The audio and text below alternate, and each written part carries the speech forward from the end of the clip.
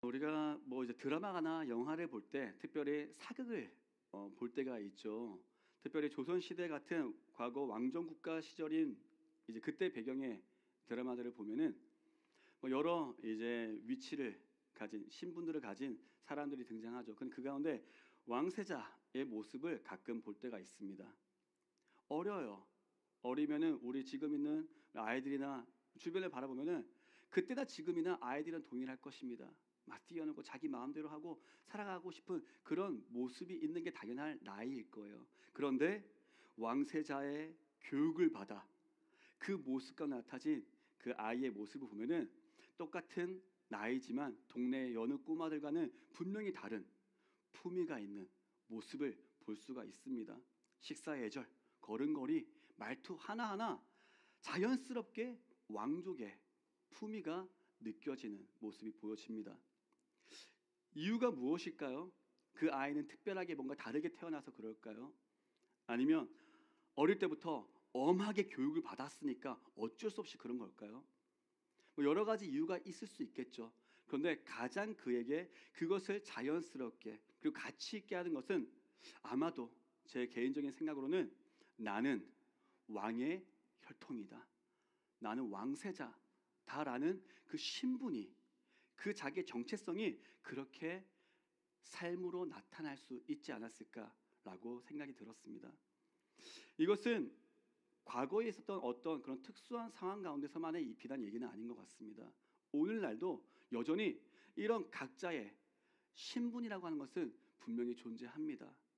정확히 말하면 어떤 나의 직업이나 아니 갖고 있는 어떤 명예 그런 여러 자리 가운데 주어지는 또 신분 같은 게 분명히 있습니다. 뿐만 아니라 더 작게 보면은 가정에서는 저는 아버지의 신분이 있고요. 또 누군가 어머니의 신분이 있고 우리는 모두가 그런 신분을 갖고 살아갑니다. 그런데 그것이 좀 더 공적으로 영향력이 되어지고 보여져야 있는 자리에 있을 때는 분명히 그에 걸맞는 모습이 나타나는 것을 여전히 지금도 볼 수가 있죠. 이걸 한마디로 이렇게 얘기할 수 있을 것 같습니다. 티가 납니다. 네. 우리가 사랑받은 아이들은 티가 난다고 얘기를 하죠. 잘 배운 아이들도 티가 난다고 얘기를 합니다. 무엇이든지 우리가 볼 때 그런 교육, 그런 환경 가운데 어떻게 자라온 사람들은 분명히 티가 나는 게 있는 것 같습니다. 그런데 그렇게 본다면 믿음의 길도 같다는 겁니다. 우리는 어떤 존재가 되었습니까? 예수님을 영접한 후 그리고 예수님을 주인으로 고백한 후 우리는 모두 하나님의 자녀가 되었습니다. 하나님이 어떤 분이시죠? 신이시죠. 우리는 신의 자녀가 되었습니다. 그리고 만왕의 왕의 자녀가 되었습니다. 어찌 보면 그래서 성경은 우리를 향해 분명히 하나님의 자녀가 되는 권세를 주셨다고 분명히 얘기를 하고 있습니다. 과거의 왕세자요 아무것도 아닌 존재가 우리가 된 것입니다. 그것이 비단 하나님의 나라에 이르렀을 때가 아니라 이 땅을 사는 가운데도 그렇게 왕의 자녀로 살 수 있는 권세로 주셨습니다. 그래서 이것을 이렇게 얘기할 수 있습니다. 세상에서 가장 큰 복을 우리는 받았다 라고 얘기할 수 있겠죠. 그런데 이제 이처럼 우리의 신분이 변화가 되었어요.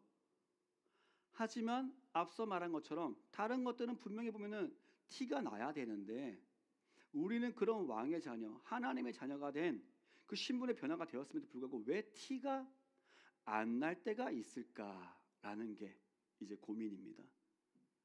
저도 그렇고 여러분도 그렇고 우리 많은 그리스도인들이 그런 모습으로 살아갈 때가 분명히 있습니다.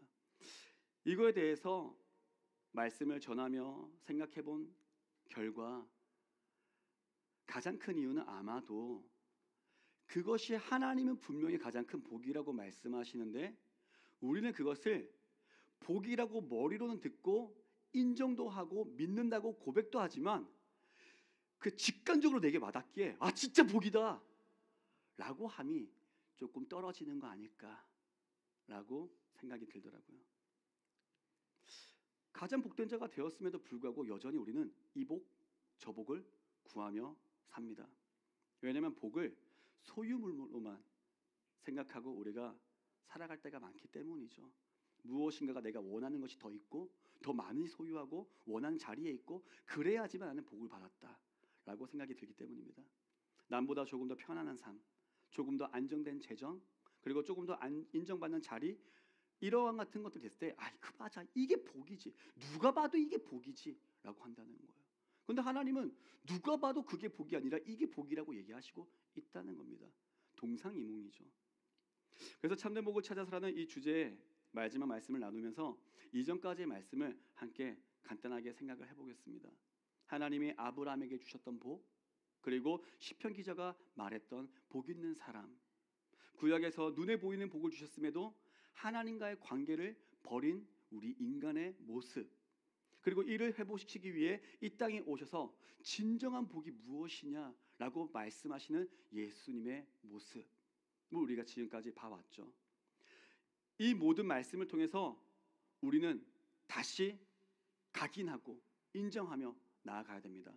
지금 우리에게 가장 있는 귀한 복은 예수 그리스도다. 왜냐하면 예수님을 통해 복의 근원이신 하나님과의 관계가 회복될 수 있기 때문입니다. 그리고 영원한 하나님의 나라를 우리가 소유하게 되었기 때문입니다. 참된 복을 찾아서 어찌 보면은 이제 더 이상 찾아 헤맬 필요가 없다는 것이 이 말씀을 고민하면 우리가 봐온 결과의 끝입니다. 왜냐? 이미 우리는 참된 복을 가졌거든요. 우리는 복을 이제 받기 위해 애쓰는 존재가 아니라 최고의 복을 지니고 있는 복된 자로서 살아가는 존재임을 명심하시기를 바랍니다. 그리고 내가 그런 복된 존재임을 확신한다면 앞서 말씀드렸듯이 티가 나야 합니다. 우리 앞뒤 좌우에 계신 분들과 함께 이렇게 인사합시다. 티나는 인생이 됩시다. 티나는 인생이 됩시다. 네, 티나는 인생이 됩시다. 네, 예수님을 믿는 왕의 자녀다운 티가 나기를 간절히 바랍니다. 그래서 우리는 다시 한 번 더 생각을 하며 나아갔으면 좋겠어요. 우리는 이미 복된 존재다라는 거예요. 자, 예수님께서 팔복의 말씀을 전하셨죠. 그리고 그 말씀을 전하신 후 그렇게 오면서 나를 위하여 핍박을 받는 자, 이런 모든 자들은 하면서 결과적으로 이렇게 요약하는 거죠. 복된 자다 라고 얘기할 수가 있었습니다. 그리고 나서 오늘 이 말씀이 이어지는 거예요. 그러면서 뭐라고 말씀하셨습니까? 너희는 세상의 소금이며 빛이다 라고 말씀하셨습니다. 여기서 말씀하시는 너희는 지금 얘기한 것처럼 팔복의 말씀에 해당되는 사람이에요. 아무나 세상의 소금과 빛이 될 수 없습니다. 그 말씀을 듣는 모두가 아니고요, 그 말씀 가운데 팔복의 말씀을 따라 살 수 있는 자, 나를 위하여 핍박을 받을 수 있는 자, 이 꼴 누구일까요? 예수님의 제자인 사람, 예수 그리스도 나의 구원자로 영접한 사람, 하나님의 자녀가 된 사람들, 정체성이 바뀐 사람들. 왜냐하면 정체성이 바뀌지 않고는 그렇게 살 수가 없거든요. 그렇기 때문에 정체성이 바뀐 사람들, 이런 이들이 세상의 빛과 소금이다 라고 예수님은 알려주셨습니다. 중요한 건 이 사람을 소금과 빛이 되어라라고 하는 게 아니라 세상의 소금과 빛이다라고 얘기하셨다는 거예요. 소금과 빛은 우리는 내가 소금이 되어야 돼, 빛이 되어야 돼 라고 할 일이 아니라 그 전에 먼저 우리에게 주어진 나는 그런 존재다라는 정체성임을 기억해야 합니다. 그래서 예수님은 어떻게 하면 복을 받을까라는 것보다 이런 사람이 복되다라고 얘기하셨다는 거에 우리는 주의를 기울여야 합니다. 그리고 이런 말씀 가운데 복을 받은 사람은 자연스럽게 그 복을 받은 자답게 그 존재 자체로 이런 영향력을 발휘하게 되어진다라고 알려주고 계신 거죠. 이것은 어떻게 보면 존재가 되어짐으로 영향력이 끼쳐지는 것, 이렇게 볼 때 아브라함이 하나님께 복을 받은 그 장면과 유사하게 볼 수도 있습니다. 창세기 12장 2절, 우리가 처음 이 말씀 가운데 나눴을 때 봤던 구절 함께 읽어보겠습니다. 12장 2절 시작. 내가 너로 큰 민족을 이루고 내게 복을 주어 내 이름을 창대하게 하리니 너는 복이 될지라. 아멘. 아멘.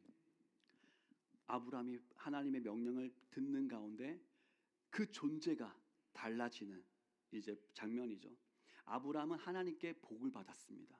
그런데 이 복은 큰 민족을 이루고 부자가 되고 그래서 자녀가 많아지고 이름이 창대해지게 되는 것이 끝이냐? 그게 아니라는 거예요.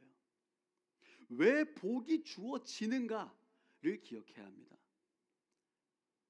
눈에 보였던 이 복들은 하나님이 복의 근원이 되심을 알려주는 도구일 뿐이었습니다. 그래서 하나님을 섬기는 자는 이렇게 될 거야. 그 대표로 아브라함아 너를 통하여 내가 이루어 가리라.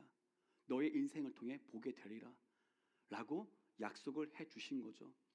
그리고 우리가 읽은 말씀처럼 또한 하나님은 아브라함에게 너는 복이 될지라 라고 말씀을 하셨습니다. 어떻게 말씀하셨어요? 복이 될지라. 이것은 직역하면요 너는 복이 되어라 라는 말씀이었어요. 아브라함의 존재 자체가 복이 되어진 것입니다. 그리고 내가 복이 되어짐으로써 다른 사람에게 복을 전하는 자가 되었다는 거예요. 이것이 어떻게 가능했죠? 프로세스가 복의 근원이신 하나님과 함께하며 하나님을 드러내는 삶이 되었기 때문에 그런 복된 존재가 되었다라고 얘기할 수가 있는 것입니다. 그리스도인인 우리가 참된 복을 가진 복된 자임을 기억합시다. 여러분 어떤 복을 찾아 애쓰지 않아도요 이미 여러분은 그 믿는 믿음으로 말미암아 세상 무엇과 비교할 수 없는 가장 복된 자들입니다. 옆에 보십시오. 복된 자들 맞습니까? 네, 맞습니다. 믿어 의심치 마십시오. 우리는 이 세상에 그리고 꼭 필요한 귀한 소금과 빛인 존재가 되었습니다. 그래서 예수님은 이어서 이제 말씀하시는 거예요. 소금이라면 빛이라면 이런 역할들이 있어야 돼 라고 알려주시는 거죠. 자, 그러면 먼저 소금인데 어떤 소금이 되야 되냐? 맛이 있는 소금이 되어야 합니다. 13절 말씀 우리 다시 한 번 더 읽겠습니다. 시작. 너희는 세상의 소금이니 소금이 만일 그 맛을 잃으면 무엇으로 짜게 하리요? 후에는 아무 쓸데없어 다만 밖에 버려져 사람에게 밟힐 뿐이니라. 아멘. 당시에 이제 시대적 정황상 사람들에게 생활과 관련해서 큰 두 가지 문제가 있었습니다. 하나는 부패이고요, 하나는 어둠이었습니다. 첫 번째로 부패에 대해서 얘기를 하고자 해요. 그때 당시에는 별다른 염장 기술이 없었습니다. 그래서 한 가지밖에 없었어요. 소금으로 염장을 하는 거예요. 그렇게 안 하면 음식이 다 오랫동안 보존하지 못하고 다 상해가지고 버릴 수밖에 없었기 때문에 생활과 직결되었습니다. 그래서 소금은 생존의 필수였습니다. 그래서 이 꼴 이렇게 얘기할 수 있어요. 중요하다라는 거예요. 우리의 존재가 이런 존재라고요. 필요하고 중요한 존재다. 예수님은 당시 사람들이 꼭 필요했던 이 이미지들을 통해서 우리 그리스도인들의 정체성이 어떤 것인지, 그리고 가치가 어떤 것인지, 그리고 어떤 영향력이 되어야 되는지 설명해주고 계신 겁니다. 당시 소금의 주요 공급은 사해였어요. 사해 알죠? 몸 딱 하면은 붕붕 뜰 수 있는 곳. 저는 그래요. 정말 될 수만 있다면 우리 교회가 우리 연세 있으신 분들 더 힘드실 수 있겠지만은 언젠가 같이 성지순례도 갈 수 있으면 얼마나 좋을까라는 생각도 듭니다. 저도 한 번 가봤어요. 한 번 가봤는데 좋더라고요. 해외 여행을 해서 좋은 게 아니라 정말 하나님의 말씀이 내 앞에 펼쳐져 살아 움직이는 그 역동감이 참 좋았습니다. 목회자로서도 필요했지만 우리 모든 믿는 이들에게 참 좋은 기회가 될 것 같아요. 그 가운데 하나의 이제 경험이 사해 가운데 들어가는 거였어요. 사해 들어가니까 소금물이잖아요. 그러니까 몸이 진짜 붕붕 뜹니다. 그처럼 사해 이제 부근에서 채취되는 암염이 있었어요. 그 암염을 사용해서 소금을 이제 뽑아내는 거예요. 방법은 이랬습니다. 이제 암염 원석에서 소금을 얻기 위해 암염 덩어리를 물에 담궈요. 그러면은 그 물에 소금이 성분이 이제 추출되어 나오지 않겠습니까? 그것을 갖고 몇 번이나 반복하면서 농축하고 결국은 식용으로 사용하게 되어진 겁니다. 이 소금의 가장 큰 역할 중 하나가 그래서 앞서 말한 부패 방지였습니다. 바다에 둘러싸인 이스라엘 사람들에게 가장 주 음식 중에 하나가 생선이었죠. 그래서 이 생선을 오래 보관하기 위해서는 소금을 듬뿍 쳐가지고 이제 염장을 하는 거예요. 그리고 이런 썩지 않는 이 방부제와 같은 역할이 그들에게는 그런 음식으로만 끝나는 것이 아니라 실제로 오래전 구약 시대 때부터 올 때 하나님께 주신 제사법 가운데도 예물을 드릴 때 소금을 칠하는 장면이 나옴으로써 그들에게는 되게 중요한 또한 의미가 있었습니다. 레위기 2장 13절 말씀 이렇게 나와 있어요. 함께 읽어볼까요? 13절 시작. 내 내 모든 모든 소재물에 소금을 치라. 내 하나님의 언약의 소금을 내 소재에 빼지 못할지니 내 모든 예물에 소금을 드릴지니라. 아멘. 아멘. 예물을 드리는데 하나님께 드리는 예물이지 않습니까? 그래서 이 예물 가운데 특별히 소제를 드리는데 이 제사를 지낼 때는 이 예물이 정결하고 부패하지 않도록 소금을 뿌려라. 그리고 이로 말미암아 다른 거 기억하는 게 아니에요. 하나님을 향한 거룩함, 구별, 그리고 변치 않는 부패를 방지하는 그 소금의 성격과 다 있는 겁니다. 그래서 이렇게 상징하는 예물이 되어야 한다는 것을 하나님께서 알려주고 계신 겁니다. 그래서 어떻게 보면 이 부패는 우리의 모든 음식과 다른 생활 가운데 또 하나님께서 주신 이런 율법 가운데 여러 가지도 있지만은 부패라는 단어 가운데 보면은 현 사회에도 동일하게 적용할 수 있는 것 같습니다. 어떻습니까? 오늘 우리의 사회도 정치도 경제 문화 또한 우리 관계 가운데 이러한 썩어가는 부패함들이 있지 않습니까? 그래서 이 부패를 방지하는 소금 같은 존재가 필요합니다. 먼저 필요하다는 거예요. 그래서 중요하다는 겁니다. 또 소금의 중요한 역할을 하나는 맛을 내는 거죠. 이건 너무 잘 알죠. 음식이 싱거우면 흔히들 소금 좀 더 줘라고 얘기를 합니다. 짠맛은 그때나 지금이나 동일하게 맛의 균형을 맞추는 데 중요한 역할을 합니다. 뿐만 아니라 감칠맛, 풍미를 끌어올리는 데도 중요한 역할을 합니다. 그래서 이런 또 맛에 대해서도 바울이 예를 들며 말씀을 한 게 있어요. 골로새서 4장 6절 말씀을 함께 보겠습니다. 4장 6절 시작. 너희 말을 항상 은혜 가운데서 소금으로 맛을 낸과 같이 하라. 그리하면 각 사람에게 마땅히 대답할 것을 알리라. 아멘. 어떻게 해요? 소금으로 맛을 낸과 같이. 우리의 관계 가운데 하나님의 은혜가 머물러서 우리의 관계 가운데 맛있게 은혜가 되게, 기쁨이 되게, 감동이 되게 그런 소금과 같은 말들을 해라 라고 권면하고 있습니다. 실제로 관계를 형성하는 요소 중에 가장 자주 사용되어지고 그렇기 때문에 중요한 게 말이겠죠. 말을 어떻게 하느냐가 참 중요하다고 성경은 누누이 많이 말합니다. 오늘 우리 주변을 보면 어떻습니까? 참 조속한 말들이 많습니다. 일상생활 가운데도 뭐 우리 학생들 때에는 특히 욕설 반, 조속한 말 반, 뭐 이렇게 살아갈 때가 많아요.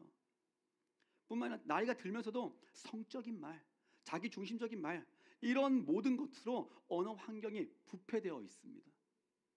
이 가운데 하나님의 은혜 안에서 정결하고 배려하는 지혜로운 말을 통해서 맛을 내라 라고 하는 것입니다. 자, 그런데 이 소금이 맛을 잃으면 어떻게 되겠습니까? 그 안에 있는 속성을, 염분을 잃어버리면 짜게 하는 기능도 할 수 없고 부패를 방지하는 기능도 없어지게 되겠죠. 존재 가치가 없어집니다. 당시에 암염을 통해 소금을 추출한다고 말씀을 드렸죠. 그렇게 하게 되면 이제 암염 원석에서 소금이 빠져나가는 가운데 다 빠져나가고 나면 이 남은 것은 그 찌꺼기에는 흙 그리고 그 돌에 있던 석회서 성분만이 남는다고 합니다. 그래서 쓸모가 없어지고 성경 말씀처럼 맛을 잃은 소금이 되어서 암염 덩어리예요. 맛을 잃은 암염 덩어리가 되어서 그냥 밖에 버려진 것이 되어지게 되는 것입니다. 그리고 당연히 사람에게 밟힐 뿐이었죠. 이어서 예수님께서는 이제 이런 소금과 함께 너희는 빛의 존재다라고 얘기하시면서 어둠을 밝히는 빛에 대하여 얘기를 하십니다. 14절 15절 말씀 함께 읽겠습니다. 시작. 너희는 세상의 빛이라. 산 위에 있는 동네가 숨겨지지 못할 것이요 사람이 등불을 켜서 말 아래에 두지 아니하고 등경 위에 두나니 이러므로 집안 모든 사람에게 비치느니라. 아멘. 당시 생활과 관련해서 두 가지 문제가 있었죠. 하나가 부패였고 하나가 이 어둠이라고 했어요. 뭐 많은 문제들도 있을 겁니다. 근데 특별히 얘기하면 이렇게 얘기할 수 있다는 거예요.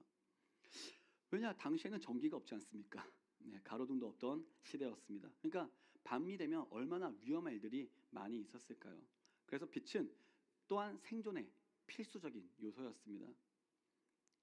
빛의 중요한 기능은 역시나 이처럼 어둠을 밝히는 것입니다. 예루살렘과 같이 당시 지역적인 특징을 갖고 있는, 왜냐하면 예루살렘은 고지대에 형성되어 있거든요. 그 성읍도 그렇고요. 그런 특징을 갖고 생각할 수도 있지만 상식적으로 생각을 해도 예수님 말씀하시는 산 위에 있는 동네 생각을 해볼게요. 언덕 위에 있는 동네를 보면은 낮은 지역을 비교해 봤을 때 눈에 띌 수밖에 없겠죠. 그런데 이런 차이가 분명히 존재하는데도 없어질 때가 있습니다. 그때가 언제일까요? 바로 어둠이 올 때예요. 이때는 배는 게 없습니다. 그래서 그때 중요한 게 빛의 존재였죠. 그런데 산 아래에서는 등불이 켜져도 어떨까요? 주변에 아래에 있다 보니 다른 장애물들이 생길 때 그 장애물로 인해서 빛이 가려지고 보이지 않을 때가 분명히 있습니다. 하지만 산 위에 켜진 이 등불은 어느 것도 숨길 수 없는 게 당연한 거라는 거예요. 숨길 수가 없습니다. 그래서 이 빛은 당시의 어둠을 밝히는 것에 더해서 또 한 가지 역할을 했습니다. 바로 방향을 알려주는 것이었습니다. 어두운 길에 가로등 하나만 켜져 있어도 사람들은 길을 잃지 않을 수 있지 않습니까? 그런 거 마찬가지예요. 그림 한번 보여주세요. 보이십니까? 제가 그렸습니다. 네, 저기 챗 GPT의 도움으로. 네. 그 성경 말씀 갖고 해가지고 야 이런 류의 그림을 한번 그려줘 했더니 이렇게 그려주더라고요. 근데 봤는데 되게 이뻐가지고 갖고 왔어요. 여러분 어떻습니까? 뭐 상상이 되죠? 이렇게 우리가 길을 올라 여기에서 보면은 아래에 있는 이런 집들에 다 불들이 없다 할지라도 위에 있는 켜져 있는 빛이 보일 때 아래에서 올라간 사람 저기가 내 집이지, 저기가 누구 집이지 하며 그 방향을 따라서 갈 수가 있었습니다. 그렇습니다. 이 위에 펼쳐진 이 빛은 자기만이 아니라 특별히 그 빛의 확산성으로 말미암아 아래까지 전달되어지며 모든 길을 찾는 자들에게 도움이 됐을 겁니다. 그래서 또한 이 빛은 집 안에 켜질 때뿐만 아니라 우리의 모든 상황 가운데 켜짐으로 말미암아 어두운 공간을 밝혀서 무엇이 있는지, 위험한 건지 도움이 되는 건지 내가 필요한 것이 어떤 건지 찾는, 드러나게 하는 또 성질이 있습니다. 이러한 빛이 어디에 필요하다고요? 당시의 삶에만 필요한 게 아니라 우리가 살아가는 이 세상 가운데 필요하다는 것입니다. 왜 그렇습니까? 세상이 어둡기 때문입니다. 왜 어둡습니까? 죄 때문에요. 주님이 없는 이 세상은 어둡습니다. 그래서 이 죄악의 어둠 속에서 하나님이 기뻐하시는 가치관을 잃어버렸습니다. 어둠 속에서는 앞서 우리가 들은 것처럼 무엇이 옳은 방향인지 알 수가 없습니다. 이로 인해 심각한 범죄뿐만 아니라 개인주의, 이기주의, 사회를 병들게 하고 파괴하는 습성들이 갈수록 범람하고 있습니다.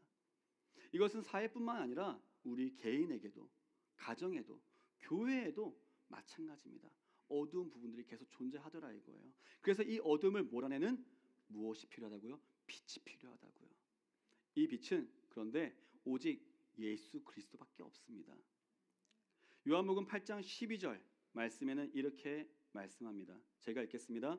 예수께서 또 말씀하여 이르시되 나는 세상의 빛이니 나를 따르는 자는 어둠에 다니지 아니하고 생명의 빛을 얻으리라. 아멘.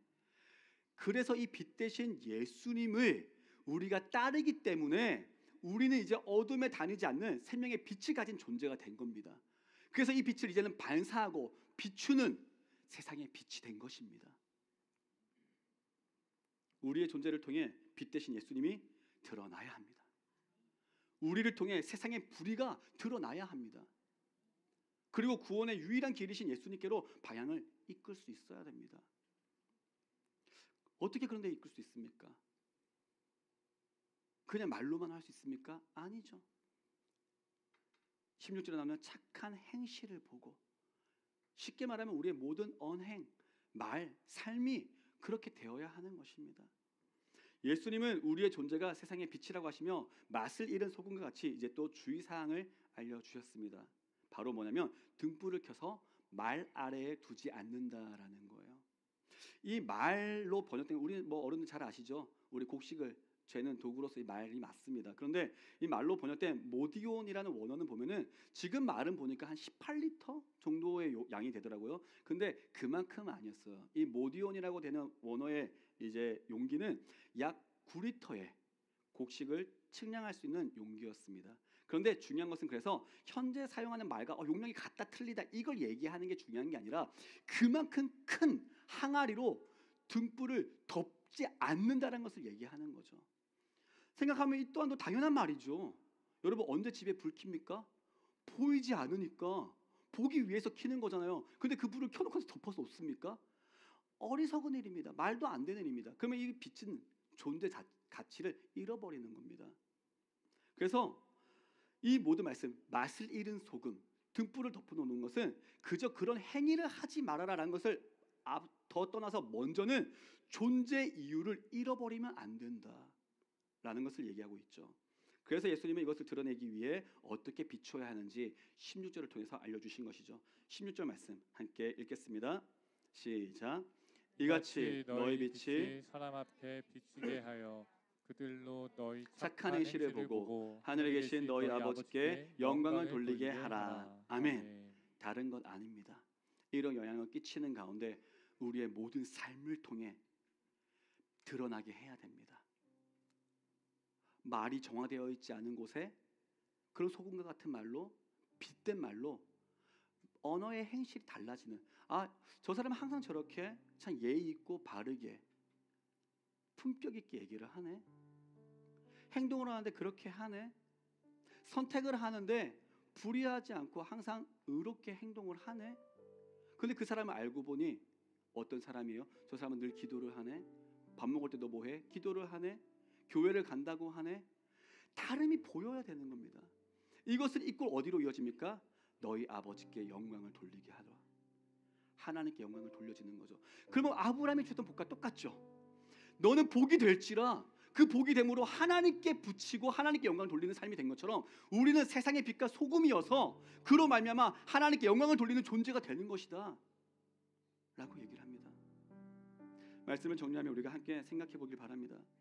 서론에 함께 나눴던 왕세자의 모습과 같이 나는 그리스도인으로서 티가 나고 있습니까? 맛을 잃은 소금은, 감춰진 빛은 존재 이유를 잃어버린 것이라 얘기하셨습니다. 만약 내가 맛있는 소금이라면, 등불 위에 켜진 빛이라면 우리는 당연히 티가 날 수밖에 없습니다. 그래서 소금이 되어라, 빛이 되어라 라고 하는 게 아니라, 티를 내어라는 게 아니라 티가 날 수밖에 없는 거예요. 우리는 그런 존재니까요. 여전히 내 말이 달라지지 않음이 있습니까? 그런데 말이 걸리는 거예요. 내가 이러면 안 되는데. 그게 믿음입니다. 이전에는 내가 마음대로 내가 원하는 데 살아갔다면 이제는 하나님 말씀이 나를 지도하시고 나를 찔러주십니다. 소구야, 이렇게 살아가야지. 사랑하는 성도들아, 이렇게 살아가야지. 넌 빛이잖아. 넌 소금이잖아.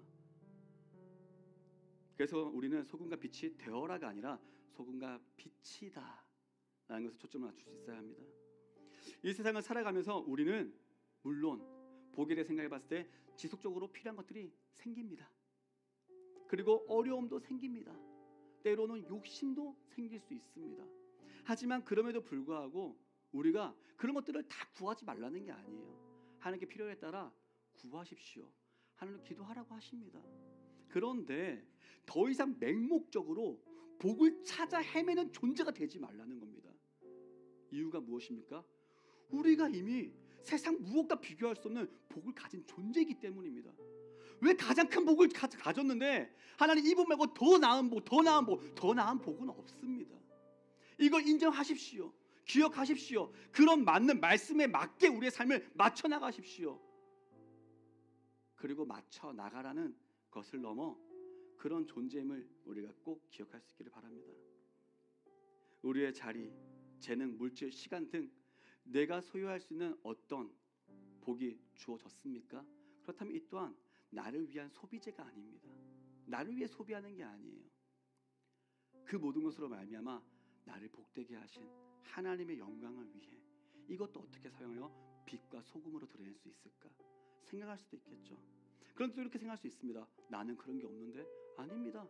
여러분에게 지금 있는 것이 무엇이 있습니까? 그 어떤 것이 있든 없든 여러분의 존재 자체가 그렇다는 겁니다.